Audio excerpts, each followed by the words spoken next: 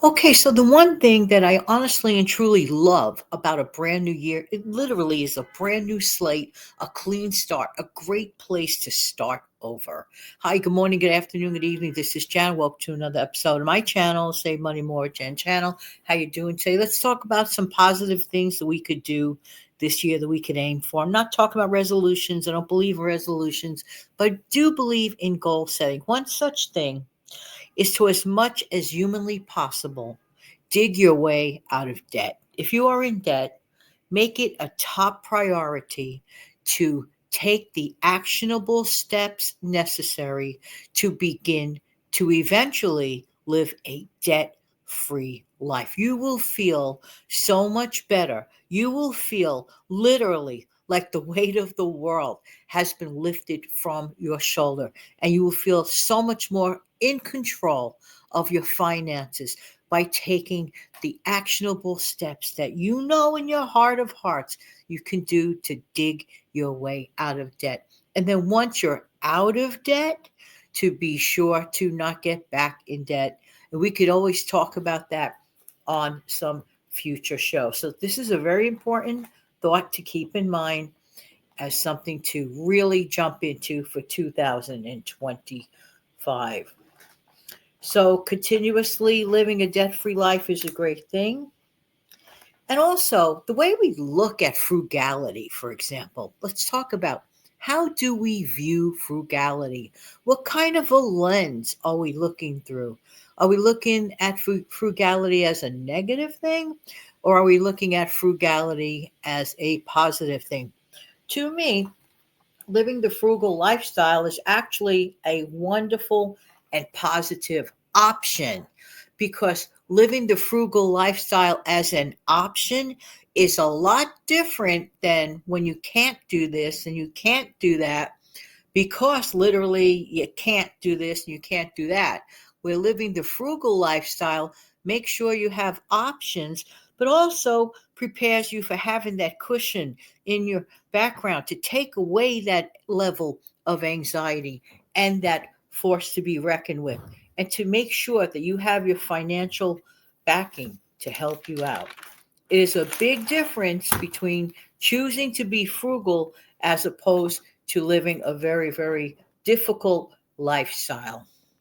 Now, let's talk for a moment, since it is January, briefly about decluttering.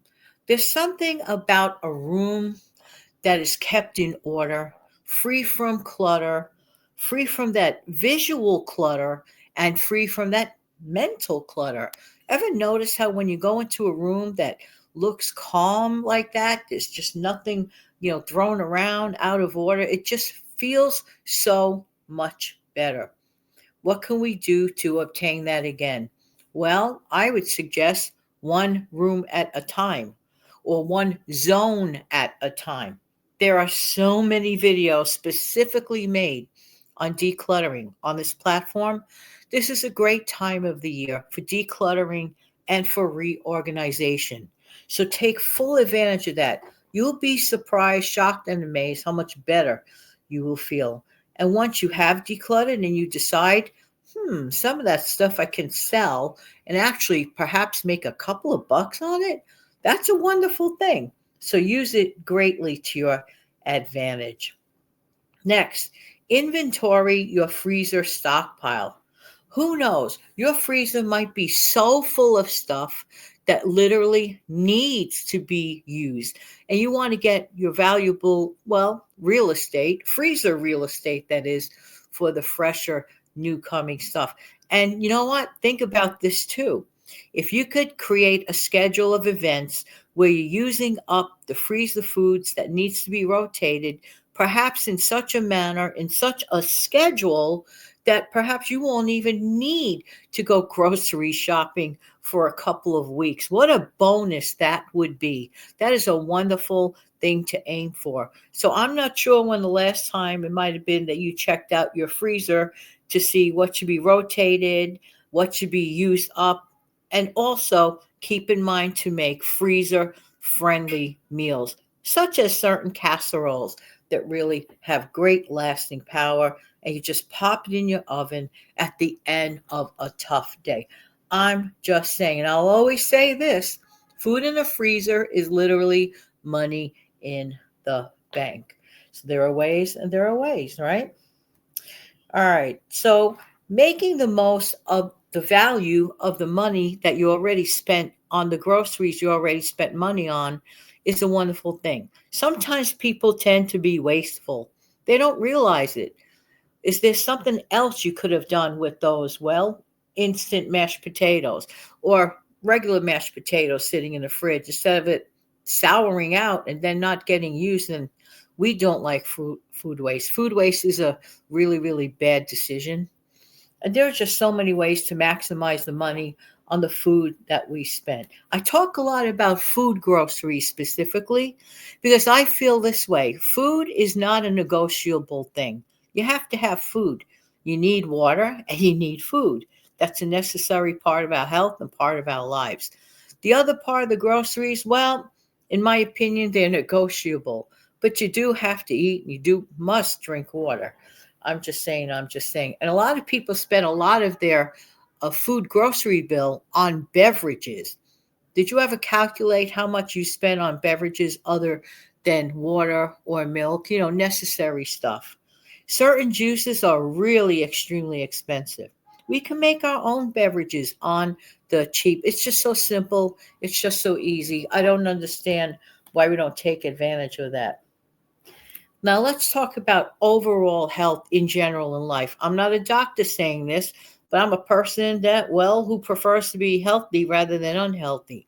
Doesn't it stand the reason to think that if we do one positive thing towards our health every single day, be it taking that extra walk or exercising a few minutes a day or cutting down on sugar, maybe just focusing on the one thing. You could say for week one, just saying for week one, I am definitely cutting my sugar intake in half. I'm just using that as a general example. Imagine that. I mentioned this on a recent video upload, I think about a week ago. Think about the example of cookies. Well, who doesn't like cookies, right? But let's say a person eats 4 cookies a day every single day of the week. 7 days a week times 4 is 28 cookies. If you think about it, that's a heck of a lot of cookies. Am I right or am I right? But that same person could decide, well, I don't want 4 cookies a day. I'm going to learn how to live with 2 cookies a day. 7 times 2 is 14. 14 cookies is a big improvement overall for the week as opposed to 28 cookies. You see where I'm going with this. And don't think that those subtle changes don't count. Not true. Every little positive step taken absolutely counts. Think about that for a minute. Let's say you made the decision to cut down on eating sugar. We'll call it sugar. You could call it cookies, whatever you want to do. Let's say you made that decision. And then, in combination with the idea of on purpose planning to exercise in some way, shape, manner, or form, even if it's 5 to 10 minutes a day, that sure as heck beats the zero exercise that might have happened in the previous week.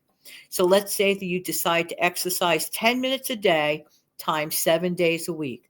That means that on purpose, you figured out a way to put in 1 hour and 10 minutes a week of exercising. When a person hasn't exercised for a long time and they start to begin again, I would say you need to pat yourself on the back for doing that. Doing positive things consistently absolutely adds up. And the same rule applies for saving.